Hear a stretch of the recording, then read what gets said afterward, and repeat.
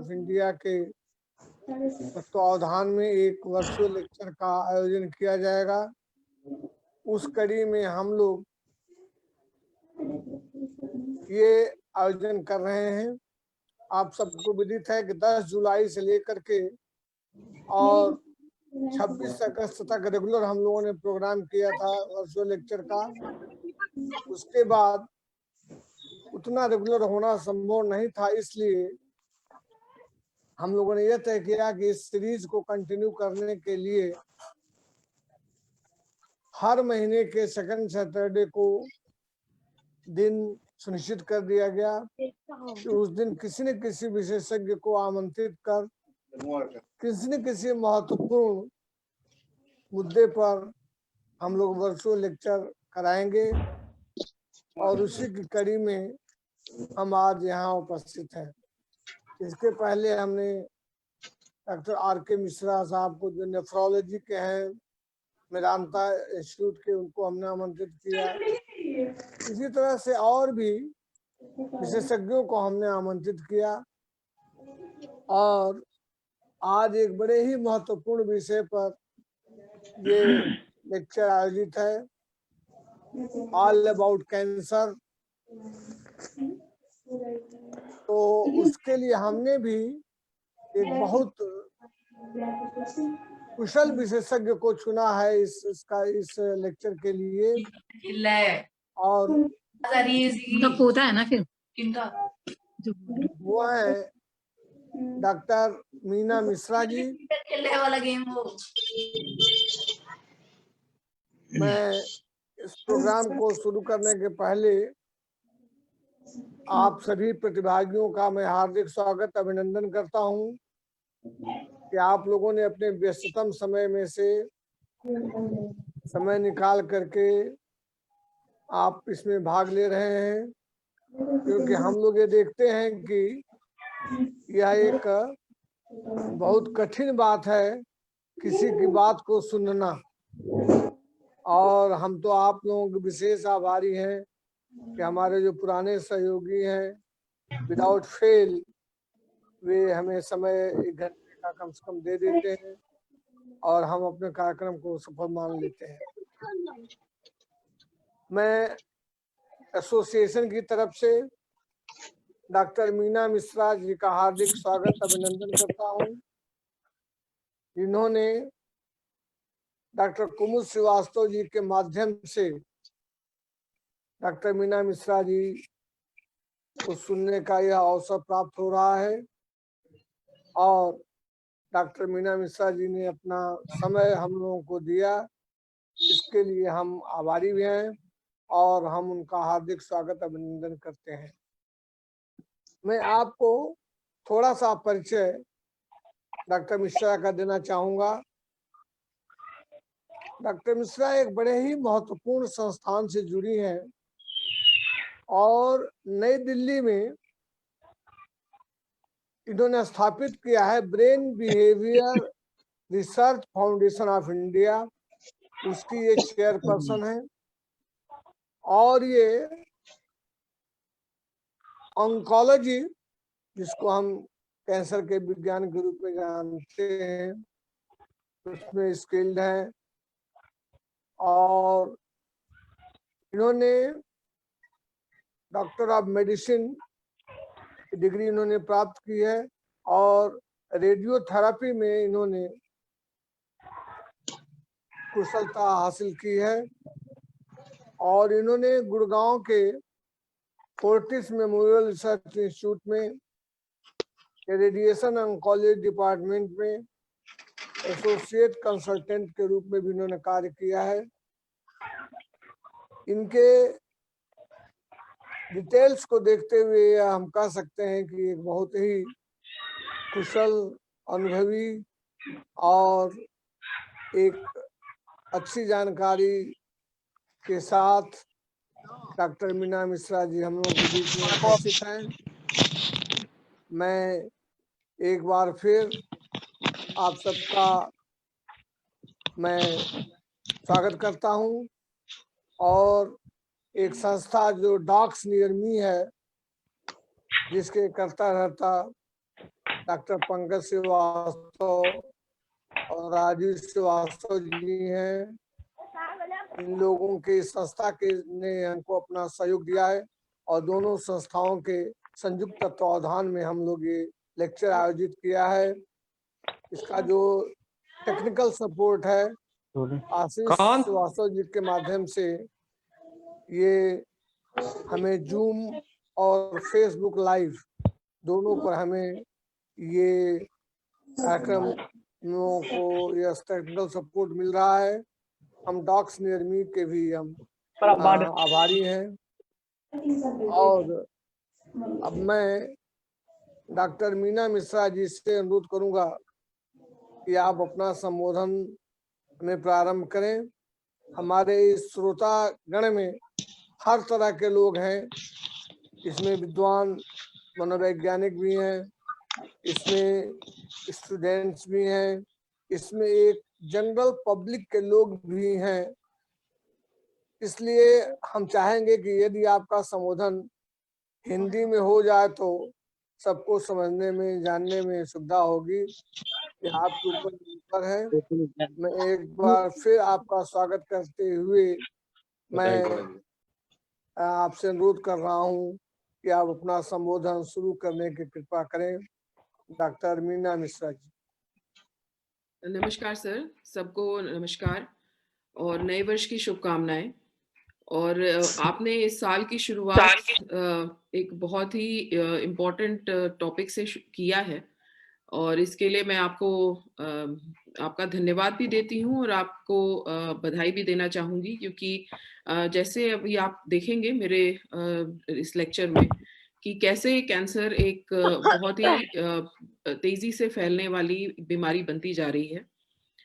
तो इस सबसे पहले मैं धन्यवाद देना चाहूँगी डॉक्स नियर मी डॉक्टर कुमुद श्रीवास्तव जी का और community psychology of India professor Ramji Lal sir, आपका बहुत बहुत धन्यवाद कि आपने मुझे ये अवसर दिया कि इस बारे में मैं जानकारी साझा कर सकूं। मेरा पूरा प्रयास रहेगा कि जितना हो सके मैं हिंदी भाषा का प्रयोग करूंगी। हालांकि जो स्लाइड्स मेरी हैं वो जो प्रेजेंटेशन है वो हिंदी में नहीं है, वो इंग्लिश में ही है, पर मैं उसको हिंदी में आपको समझाने का सबको प्रयास करूंगी। अपना प्रेजेंटेशन शुरू करने से पहले मेरी ये गुजारिश है कि जो संचालक महोदय हैं कृपया बाकी सबको म्यूट पे कर दें, जिससे कि मुझे प्रेजेंटेशन में कोई व्यवधान ना हो, क्योंकि मैं देख रही हूँ काफी सारे स्पीकर्स ऑन हैं और तरह तरह की आवाजें आ रही हैं, जिससे कि इसकी गरिमा जो प्रेजेंट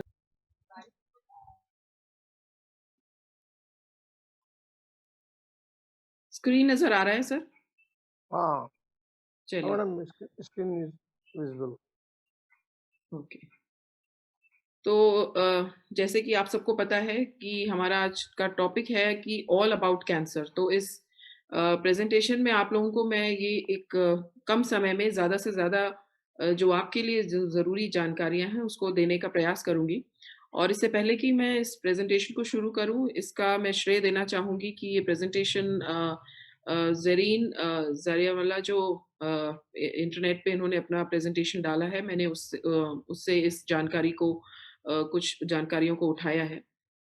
और कैंसर का नाम सुनते ही हम लोगों में एक दहशत हो जाती, जैसे आजकल कोरोना का हो रहा है ना, कोविड का, वैसा ही कोविड के पहले कैंसर का नाम सुनते ही किसी को पता चलता था कि मुझे कैंसर हुआ है, या हमारे रिश्तेदारों में से किसी को कैंसर होता था तो हमारे अंदर एक अजीब सा डर होता था। और ये डर जायज़ भी है, क्योंकि इसका इलाज कुछ सालों पहले तक तो बिल्कुल ही ना के बराबर था, पर अब कुछ ऐसी वैज्ञानिक जो संशोधन या अन्वेषण दोनों ही हुए हैं इस फील्ड में, जिसकी वजह से अब हमें सजग रहने की आवश्यकता है और डरने की आवश्यकता नहीं है, जिससे कि हम इसका समय पे इलाज कर सकें।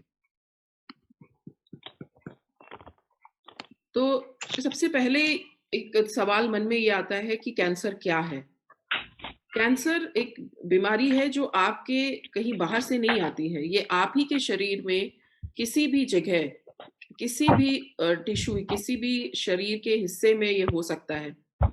आपको ये बताना चाहूँगी कि हर समय हमारी जो सेल्स होती हैं, सेल यानी जो सबसे छोटी इकाई है हमारे शरीर का, वो सेल्स जो है मरती रहती हैं और फिर से नई सेल्स बनती रहती हैं और ये प्रक्रिया आजीवन चलती है। तो जब इसी प्रक्रिया में कहीं व्यवधान आ जाए, कहीं कोई सेल जो है गलत तरीके से किसी भी इन्फ्लुएंस से, और वो कौन-कौन से कारण हो सकते हैं जिनकी वजह से कि उसकी जो अपनी प्रक्रिया है, उस प्रक्रिया में कहीं व्यवधान आ जाता है, तब वो सेल्स या वो सेल्स जो हैं वो बहुत ज़्यादा बढ़ने ल तेज़ी से बढ़ने लगती हैं। और चूँकि जैसे आपने देखा है कि बच्चा जो होता है उसको हम इमैच्योर मानते हैं। तो वो बच्चा है, तो उसी तरीके से सेल्स भी बच्चे की स्थिति में होती हैं। फिर धीरे-धीरे वो मैच्योर होती हैं, यानी वो जो भी फंक्शन है, जैसे किडनी की सेल है, तो किडनी यानी जहाँ से पेशाब बनता है। तो अगर किडनी की सेल है, तो वो किडनी की सेल भी पहले इमैच्योर स्टेज में होती है, फिर वो धीरे-धीरे मैच्योर होती है, और जब वो मैच्योर होती है या बड़ी हो जाती है, हम कहते हैं परिपक्व होती है, तभी वो किडनी के फंक्शन को पूरी तरह से निभा पाती है। तो इसी तरीके से जो सेल्स होती हैं, जब वो इमैच्योर स्टेज में और बहुत सारी बनने लग जाती हैं, तो वो जो जिस भी ऑर्गन में है, जिस भी आपके शरीर के हिस्से में वो कैंसर बन रहा है, उस कैंसर में धीरे-धीरे एक तो साइज़ में वो बड़ा होता है और अपनी जिस उसके काम के लिए वो बना हुआ है, उस काम को वो ठीक से नहीं कर पाता। और दूसरा कारण ये है कि जैसे ही ये सेल्स क्योंकि बहुत ज़्यादा बनने लगती हैं, तो इसको बनने के लिए इनको एनर्जी की ज़रूरत होती है, यानी शक्ति की ज़रूरत होती है। तो आप जितना खाते जाते हैं, वो सारा खाना आपके बाकी शरीर को ना लग के जहाँ पे कैंसर हो रहा है, उसको लगता है, और इसी कारण आप देखेंगे कि ऐसे कि कैंसर के मरीज़ को प्रायः माना गया है कि उनका वज़न कम होने लगता है। उसका कारण यही है। तो जब भी कोई सेल जो है वो अपनी सीमा से ज़्यादा बढ़ने लगे, तो उसी का नाम होता है कैंसर। और कैंसर भी 2 तरीके के होते हैं, एक बिनाइन होता है और एक मैलिग्नेंट है। ये 2 शब्द हम इस्तेमाल करते हैं। तो बिनाइन का मतलब ये है कि वो कैंसर जहाँ पे हो रहा है, सिर्फ़ उतनी दूर ही सीमित रहेगा, और वो आस-पास के किसी और टिश्यू में या खून के द्वारा कहीं और जाने के काबिल नहीं होता है, वो सिर्फ़ जहाँ पे है वहीं तक सीमित रहता है। उसे बिनाइन कहते हैं। तो उसका जो सक्सेस रेट है, उसको निकाल बाहर करने का या उसको ठीक होने का सक्सेस रेट ज़्यादा होता है एज़ कम्पेयर टू जो मैलिग्नेंट होते हैं, क्योंकि मैलिग्नेंट जो कैंसर्स होते हैं वो बहुत तेज़ी से फैलते हैं शरीर के दूसरे हिस्सों में। अब हम ये देखते हैं कि जैसे मैंने बताया, ये है टाइप्स ऑफ कैंसर्स। इसमें अगर आप ये देखेंगे जहाँ मेरा ये कर्सर जा रहा है कि ये जो हरे एरियाज़ दिखा रहे हैं, ये कैंसर का है। तो जो बिनाइन है, जैसे ये देखिए, पहले बाईं तरफ अगर आप देखेंगे तो ये सेल्स हैं, मान लीजिए स्किन की हैं, तो यानी चमड़ी की। तो चमड़ी के ऊपर ये बढ़ना शुरू हुई, फिर ये सेकंड स्टेज में और बढ़ी। तो जो बिनाइन होता है वो तो बस ऊपर के ऊपर ही बढ़ के रह जाता है, लेकिन ये जो मैलिग्नेंट होता है, वो बढ़ते-बढ़ते जो नीचे, जब वो इतना बढ़ जाता है कि वो नीचे की तरफ जो चमड़ी है उससे अंदर की तरफ जाता है, तो वहाँ हमारे ब्लड वेसल्स होते हैं, यानी जो खून की धमनियाँ होती हैं, उनको इन्वेड करके और वो खून के माध्यम से शरीर के विभिन्न हिस्सों में पहुँच जाता है। तो इसीलिए ये डिफरेंस बिनाइन और मैलिग्नेंट में होता है। अब किस तरह के कैंसर होते हैं? तो ये तो मैंने कुछ आपको स्लाइड में कुछ तरह के कैंसर दिखाए हैं। फेफड़े का कैंसर, जैसे आपने जिन्होंने सुना होगा, उन्होंने सुना होगा कि फेफड़े का कैंसर होता है, स्तन का कैंसर होता है, और स्तन का कैंसर पुरुषों में भी होता है, महिलाओं में भी होता है।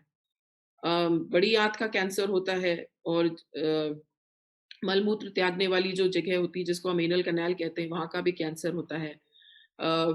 महिलाओं में बच्चेदानी का कैंसर है, पैंक्रियाटिक कैंसर होता है, किडनी यानी अभी जैसे मैंने बताया कि आपके जो पेशाब बनाने वाले जो ऑर्गन्स हैं, उनका कैंसर, प्रोस्टेट कैंसर पुरुषों में पाया जाता है, थायरॉइड कैंसर गले का कैंसर होता है, और ल्यूकीमिया तो बहुत कॉमन हमने फ़िल्मों के माध्यम से सुना ही है अक्सर, ब्लड कैंसर हो गया है, तो ये ब्लड कैंसर है। तो ये कुछ तरह के कैंसर्स ही मैंने लिखे हैं। और भी कैंसर्स होते हैं, जैसे ब्रेन कैंसर भी होता है, और आप ये मान लें कि मोटा-मोटा कि जितना भी शरीर का आप बॉडी पार्ट सोच सकते हैं, हर जगह कैंसर हो सकता है। अब इसका कारण क्या होता है? सबसे ये बहुत ही एक विशेषज्ञ होने के नाते मुझसे हमेशा ये पूछा जाता है जब इस तरह का कोई भी लेक्चर मैं देती हूँ कि डॉक्टर साहब ये लेक्चर कैंसर जो है होता कैसे है? क्योंकि ऐसा समझा जाता है कि अगर हम कारण जान जाएँगे तो हम उसका निदान स्वयं कर सकते हैं। तो आइए देखते हैं कि क्या-क्या कैंसर के कुछ कारण हैं। तो कुछ कैंसर्स के कारण जो है कुछ वायरस या बैक्टीरिया होते हैं। जैसे कुछ गले के कैंसर्स होते हैं वो वायरल इन्फेक्शन की वजह से होते हैं। कुछ होते हैं केमिकल्स और कुछ होता है रेडिएशन। ये तो हो गए बाहरी कारण। कुछ आंतरिक कारण होते हैं। आंतरिक यानी जो आपके ही शरीर में छुपे हुए हैं। उसमें सबसे बड़ा कारण होता है हेरिडिटी। हेरिडिटी यानी आनुवांशिक। यानी आपके खानदान में किसी को अगर ये कैंसर रहा है, तो उसमें आपके होने का चांस रिस्क बढ़ जाता है। दूसरा है डाइट। डाइट का बहुत बड़ा रोल देखा गया है और इसमें बहुत सारे स्टडीज़ हो चुकी हैं जो कि अब सामने भी आ गई हैं और उन स्टडीज़ में ये देखा गया है कि जिस तरह का आहार हम लेते हैं, उस आहार को भी अगर हम नियंत्रित कर सकें, तो कैंसर को हम काफ़ी हद तक दूर रख सकते हैं। और तीसरा है हार्मोन्स। तो ये जो हार्मोन्स होते हैं, ये हमारे शरीर में कुछ ऐसे रसायन होते हैं जो हमारे शरीर के फंक्शनिंग के लिए उसके ठीक-ठाक काम करने के लिए आवश्यक होते हैं। और ये पुरुषों में भी होते हैं, ये महिलाओं में भी होते हैं। तो महिलाओं के जो हार्मोन्स हैं, जैसे एस्ट्रोजन या प्रोजेस्टेरोन, उनकी वजह से महिलाओं का कैंसर होता है, जैसे स्तन का कैंसर, बच्चेदानी का कैंसर, गर्भा और ये जो अंडाशय है उसका कैंसर, तो ये सारी महिलाओं में होने वाले कैंसर्स हैं। और जो पुरुषों के कैंसर्स हैं उसमें जो प्रोस्टेट का कैंसर है वो देखा गया है। तो ये कुछ बहुत मोटे-मोटे कारण हैं जिनकी वजह से कैंसर हो सकता है।